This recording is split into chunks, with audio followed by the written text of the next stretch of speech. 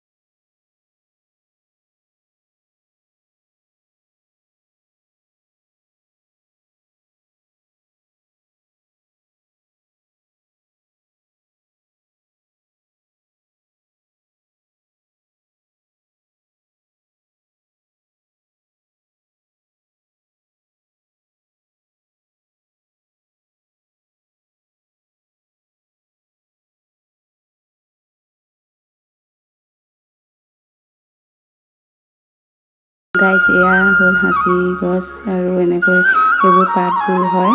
আৰু কাষতে আছে ঘৰৰ বাগানখন।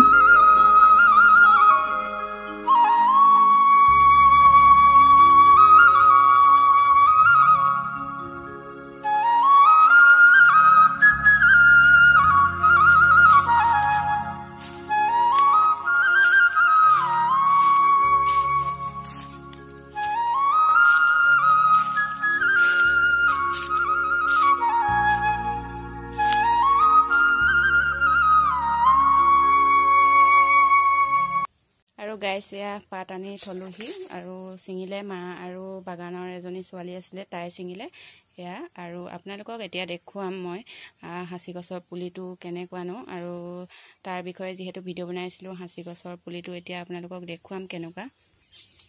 আৰু এইটো হ'ল পুলি, সাঁচি গছৰ পুলি। এনেকৈ সৰুতে এনেকুৱা হৈ থাকে আৰু ডাঙৰ হ'লে এজোপা ডাঙৰ গছ হ'ব। এইবোৰ পুলি এনেকৈ আছে, আমাৰ সৰু হৈ আছে এইবোৰ। আৰু এইবোৰ গছ এনেকৈ ৰুই থোৱা আছে, এইবোৰ গছ। আৰু ডাঙৰ হ'লে এনেকুৱা এজোপা গছ হ'ব। এইজোপা চাওক কিমান ডাঙৰ হ'ল। আৰু ইয়াতকৈও ডাঙৰ ডাঙৰ গছ আছে। এইজোপা যিহেতু ডাঙৰ হৈছে বিকিব পৰা হৈছেগৈ। এইজোপা চাওক। আৰু এনেকৈ ফুটা ওলাই পোক সোমাব লাগিব, তেতিয়া মানে নিয়ে বেপাৰীয়ে। এইজোপা চাওক।